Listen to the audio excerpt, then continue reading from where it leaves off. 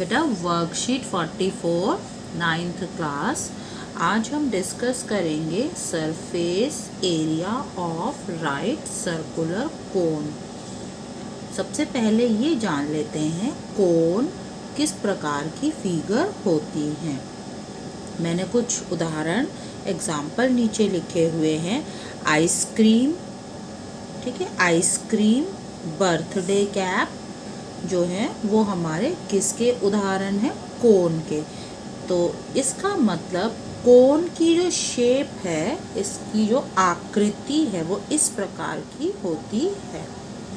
तो इसमें जो है हम अगर मोटे तौर पर कहें तो हमें क्या दिखाई दे रहा है?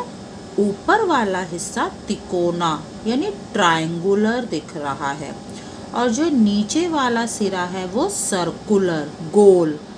ठीक है, आप समझ रहे होंगे। अगर आप एक आइसक्रीम का कोन उसे इमेजिन करेंगे तो आपको पता चल जाएगा ऊपर वाला हिस्सा ट्रायंगुलर, मतलब एक हिस्सा ट्रायंगुलर और एक हिस्सा circular.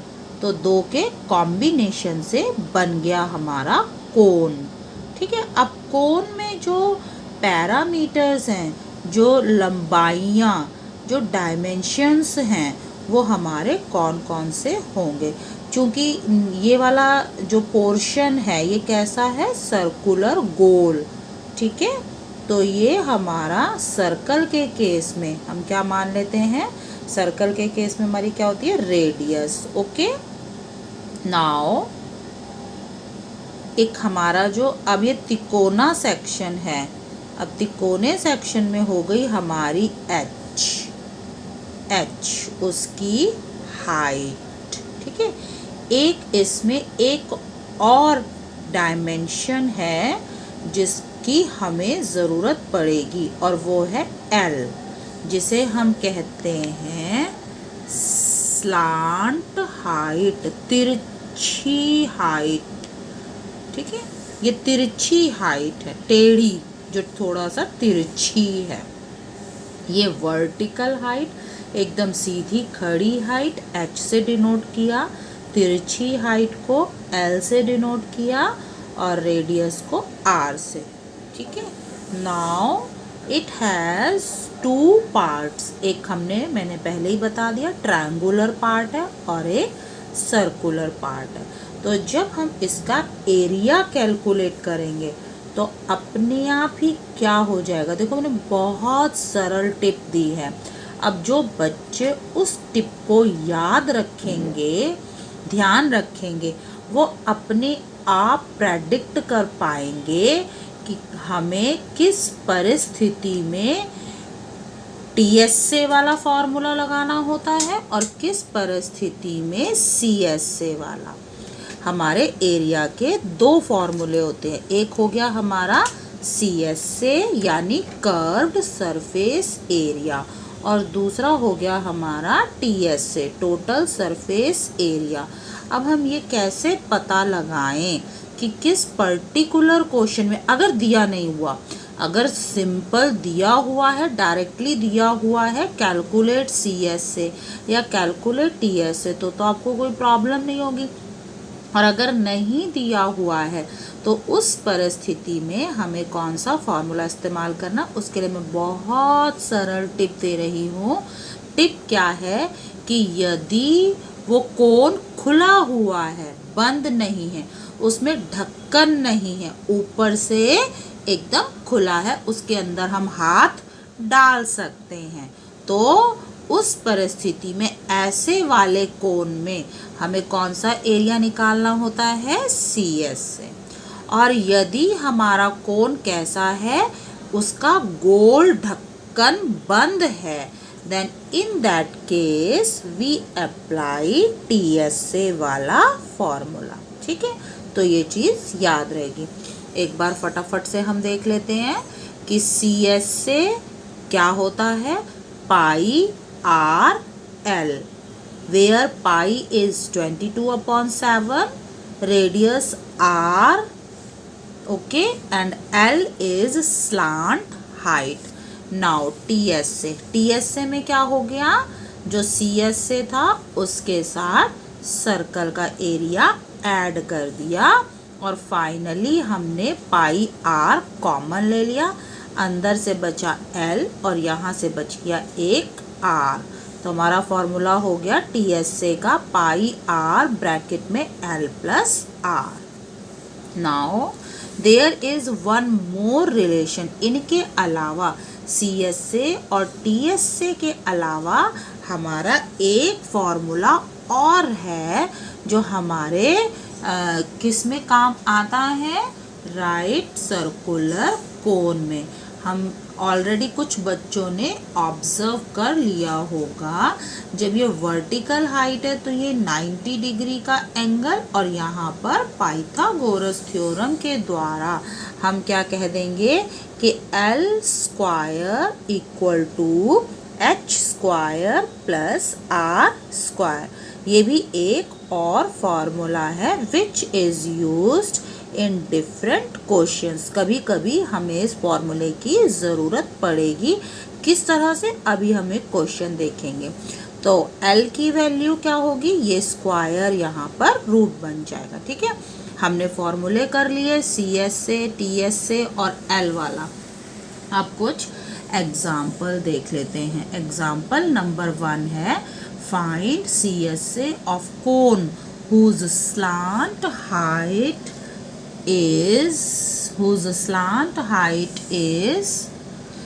10 centimeter and base radius is 7 centimeter। बहुत सरल सिंपल क्वेश्चन है। CSA था, उसका फॉर्मूला हमने लिख लिया, कोन का था तो कोन का हमें पता ही है, हमारा CSA का क्या फॉर्मूला होता है, पाई आर एल। ठीक है, पाई की जगह 22/7, आर रेडियस की जगह 7 और स्लांट हाइट दी हुई है 10 सेंटीमीटर। तो इस प्रकार से सॉल्व करके उत्तर किस में देना है, सेंटीमीटर स्क्वायर।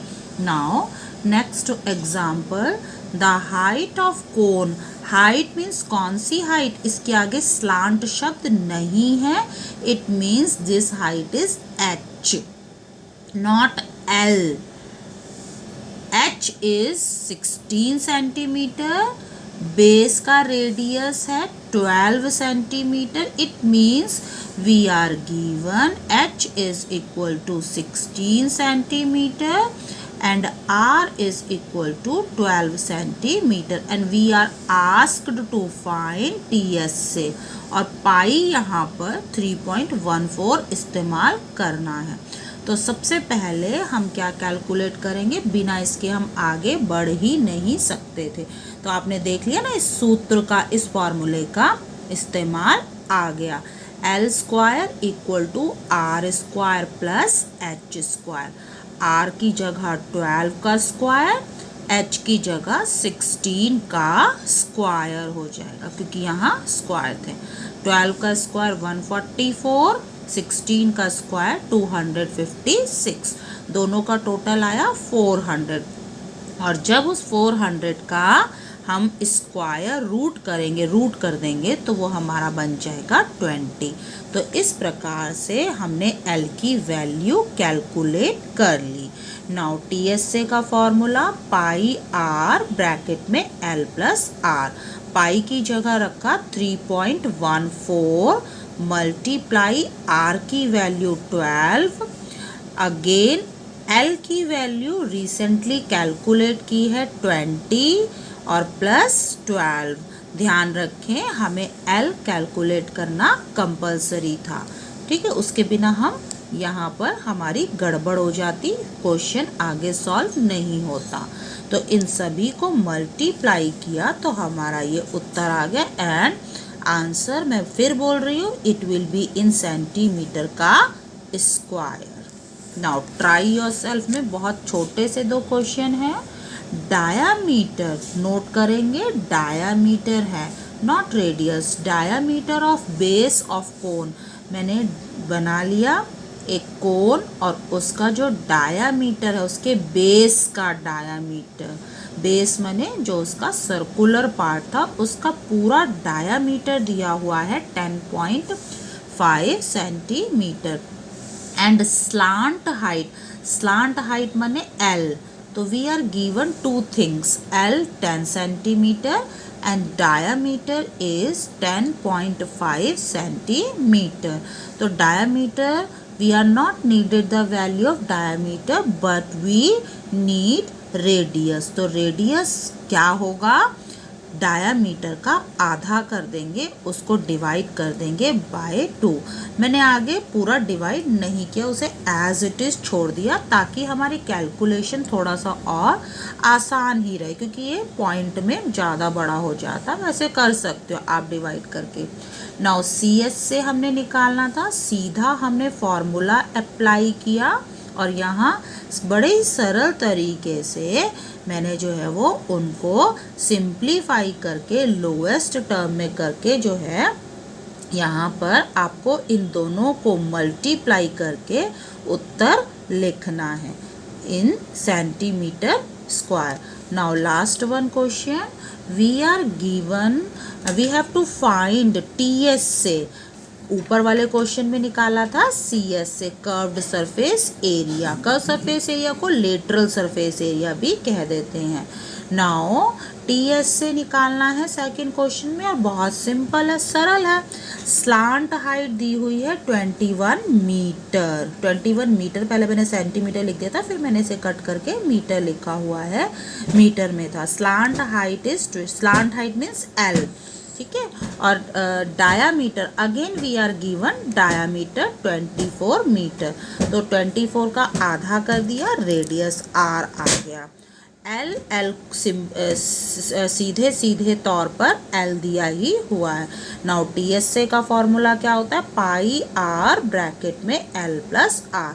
आपको जस्ट वैल्यूज पुट करनी है, पाई की जगह 22/7, R की जगह 12, अगेन R और L दोनों की वैल्यू 12 और 21। ये कितना हो जाएगा, इंटू 12 इंटू ये हमारे कितने हो जाएंगे 33। तो आपने इसे सॉल्व कर लेना, कुछ कैंसिल आउट तो हो नहीं रहा, आपने इनको मल्टीप्लाई करना अपॉन 7 सेंटीमीटर स्क्वायर।